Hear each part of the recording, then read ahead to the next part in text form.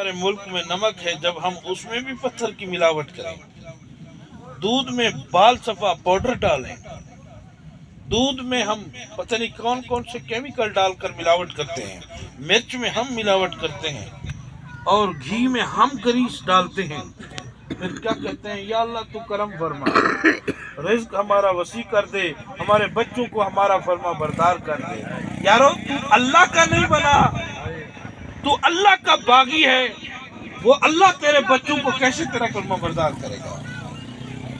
یارو معاف کرنا، میں نے بڑی سخت باتیں کی ہیں، یقیناً کچھ دوست مجھ سے ناراض بھی ہو گئے ہوں گے، لیکن ہزار خوف ہو لیکن زباں ہو دل کی رفیق، یہی ہے ازل سے قلندروں کا طریق۔ سبحان اللہ۔ امریکہ کو گالی دینا بڑا آسان ہے، انڈیا اور اسرائیل کو گالیاں نکالنا بڑا آسان ہے، اپنے آپ کو مسلمان بنانا دنیا کا سب سے آسان کام ہے، دوسروں کی اصلاح کرنا، اور دنیا کا سب سے بڑا مشکل کام ہے اپنے آپ کو صحیح بنانا۔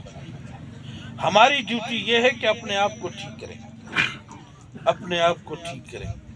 وہ ہماری تبلیغی جماعت گئی ملیشیا میں، تو انہوں نے جوتے اٹھا کر جو ہے مسجد میں رکھے، تو ملیشیا والے لوگ حیران ہوئے، یہ آپ کیا کر رہے ہیں؟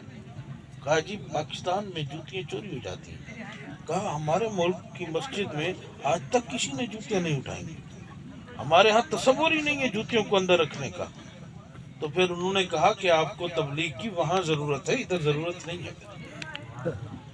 یارو ہم مسجد کی جوتیوں کو نہ چھوڑیں، ہم مسجد کے لوٹے نہ چھوڑیں، ہمارے گلاس پانی پینے کے گلاس زنجیر سے بندھے ہوئے ہوں وہ بھی ہم نہیں چھوڑ سکتے، پانی پینے والے گلاس بھی ہم چوری کر لیں۔